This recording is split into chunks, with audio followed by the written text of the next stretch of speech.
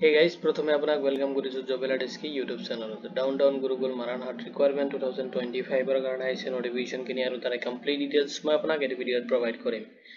আপুনি চেক কৰিব পাৰিব এলিজিবিলিটি ক্ৰাইটেৰিয়া কিনি লগতে কেনেকৈ আপুনি আপোনাৰ এপ্লিকেশনটো সাবমিট কৰিব তাৰ ডিটেইলছ কিনি মই আপোনাক এই ভিডিঅ'ত আলোচনা কৰিম। লগতে যদি আপুনি বেলেগ কোনো ধৰণৰ জবৰ কাৰণে প্ৰিপাৰেচন কৰি আছে আপুনি এই ভিডিঅ'ৰ কমেন্ট সেকশনত কমেন্ট কৰি দিব পাৰিব যাতে মই আপুনি কমেন্ট কৰা টপিকৰ ওপৰত বেছ কৰি কিনে আপোনাক ভিডিঅ' প্ৰভাইড কৰিব পাৰো। লগতে এটো ৰিকুৱাৰমেন্ট ৰিলেটেড যদি কোনো ধৰণৰ কোৱেশ্চন থাকে আপুনি এই ভিডিঅ'ৰ কমেন্ট সেকশনত কমেন্ট কৰি দিব। তো আহক দেৰি নকৰি আজি ভিডিঅ'টো আৰম্ভ কৰো। ডাউনটাউন গুৰুকুলৰ যেটো অফিচিয়েল ওয়েবসাইট আছে তাতে ভিজিট কৰিবলৈ আপুনি যিকোনো ব্ৰাউজাৰ এটা ওপেন কৰি ল'ব আৰু তাতে যদি আপুনি সাৰ্চ কৰে www.dtgmaran.in সাৰ্চ কৰিলে আপুনি ডাউনটাউন গুৰুকুল মাৰানহাটৰ যেটো অফিচিয়েল ওয়েবসাইট আছে তাতে আপুনি ভিজিট কৰিব পাৰিব। তো ডাউনটাউন গুৰুকুল স্কুল মাৰানহাট ৰিকুৱাৰমেন্ট আহিছে আৰু তাৰ ডিটেইলছ কিনি মই আপোনাক এই ভিডিঅ'ত প্ৰভাইড কৰিম। এতিয়া সব ৰিকুৱাৰমেন্ট ডিটেইলছ কিনি চাই লওক যত আপোনাৰ নেম অফ অৰ্গেনাইজেচন দি আছে ডাউনটাউন গুৰুকুল স্কুলৰ পৰা আহিছে ৰিকুৱাৰমেন্ট কিনি। নাম্বাৰ অফ পোষ্ট দি আছে 34 পোষ্টৰ কাৰণে আহিছে ৰিকুৱাৰমেন্ট কিনি। যত আপোনাৰ নেম অফ পোষ্ট দি আছে nursery train teacher and PRT and TGT পোষ্টৰ কাৰণে আছে ৰিকুৱাৰমেন্ট কিনি। তো অফিচিয়েল ওয়েবসাইটত আপুনি ভিজিট কৰিব পাৰে যিকোনো ব্ৰাউজাৰত যাই কিনে সাৰ্চ কৰিব পাৰে আপুনি www.dtgmaran.in সাৰ্চ কৰি অফিচিয়েল ওয়েবসাইটত আপুনি ভিজিট কৰিব পাৰে যেটো লিংক মই আপোনাক এই ভিডিঅ'ৰ ডেসক্ৰিপচনতো প্ৰভাইড কৰি দিম। এতিয়া সব ভ্যাকেন্সি ডিটেইলছ কিনি প্ৰভাইড কৰি দিছে। প্ৰথমতে চাওক যেটো পোষ্ট আছে আপোনাৰ নাৰ্সাৰী ট্ৰেইন টিচাৰৰ কাৰণে যত আপোনাৰ নাম্বাৰ অফ পোষ্ট আছে 15 আৰু আপোনাৰ মাদাৰ টিচাৰ বিচাৰিছে যত আপোনাৰ নাৰ্সাৰী জুনিয়ৰ কেজি এণ্ড সিনিয়ৰ কেজিৰ কাৰণে পোষ্ট আছে। নাৰ্সাৰীৰ কাৰণে আছে 5 পোষ্ট, জুনিয়ৰ কেজিৰ কাৰণে 5 পোষ্ট আছে এণ্ড সিনিয়ৰ কেজিৰ কাৰণে 5 পোষ্ট আছে। টোটাল আপোনাৰ পোষ্ট আছে 15। যদি আপুনি এটো পোষ্টৰ কাৰণে বিচাৰিছে যদি আপুনি হায়াৰ সেকেন্ডাৰী কোৱালিফাইড কৰিছে বা ধৰক আপুনি ক্লাস গ্ৰেজুৱেচন কৰিছে তথাপি আপুনি পোষ্ট কিনে কাৰণে এলিজিবল হ'ব। লগতে বিচাৰিছে সক এক্সপেৰিয়েন্স বিচাৰিছে 2 to 3 ইয়াৰ্স আপোনাৰ এক্সপেৰিয়েন্স থাকিব লাগিব টিচিংত তেতিয়াহলে আপুনি পোষ্টত এপ্লাই কৰিব পাৰিব।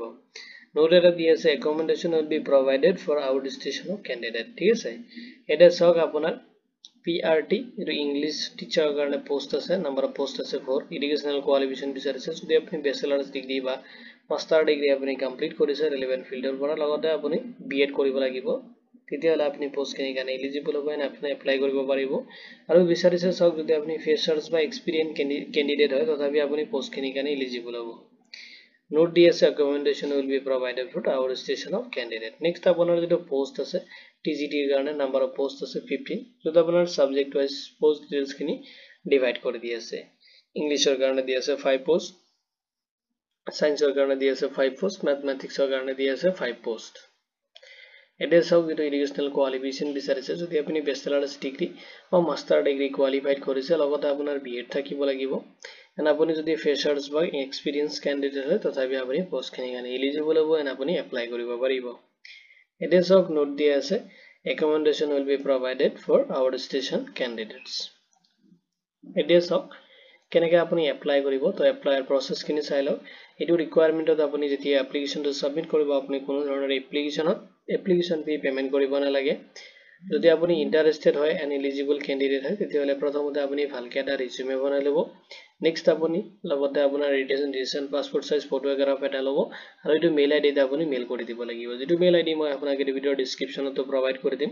আৰু মেইলৰ যেটো সাবজেক্ট হয় তাতে আপুনি মেনশন কৰিব লাগিব আপুনি কোনটো পোষ্টৰ কাৰণে এপ্লাই কৰি আছে এটো সাবজেক্টত আপুনি পোষ্ট নেমটো মেনশন কৰিব লাগিব। আৰু আপুনি লাষ্ট যেটো আপোনাৰ এপ্লিকেশন হয় সাবমিট কৰিব পাৰিব 28 মে 2025 লৈকিনে। ইম্পৰ্টেন্ট ডেটস টু দিয়া আছে 28 মে 2025। ইয়াৰ আগতে আপুনি আপোনাৰ এপ্লিকেশনটো মেইল কৰিব পাৰিব আৰু এটো ৰিকুৱাৰমেন্ট ৰিলেটেড বা মেইল কৰোতে আপোনাৰ যদি কোনো ধৰণৰ কোৱেশ্চন থাকে আপুনি এই ভিডিঅ'ৰ কমেন্ট সেকশনত কমেন্ট কৰি দিব পাৰিব। ইম্পৰ্টেন্ট লিংকনি মই আপোনাক এই ভিডিঅ'ৰ ডেসক্ৰিপচনত প্ৰভাইড কৰি দিম। সিলেকশন প্ৰসেছত আপুনি কোনো ধৰণৰ এক্সাম দিব নালাগে। তো ভিডিঅ'টো চোৱাৰ বাবে ধন্যবাদ দিকিনে মই আজিৰ ভিডিঅ' ইমানতে সামৰিছো।